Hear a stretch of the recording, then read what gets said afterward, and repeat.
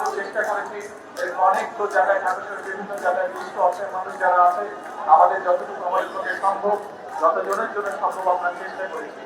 আপনাদের কাছে আমার আহ্বান থাকবে শুধু দলের পক্ষ থেকে নয়, আপনাদের যাদের যাদের পক্ষে সম্ভব ব্যক্তিগত উদ্যোগেও চেষ্টা করবেন মানুষের অসহায় মানুষের পাশে দাঁড়ানোর জন্য। এটাই শহীদ জিয়ার শিক্ষা।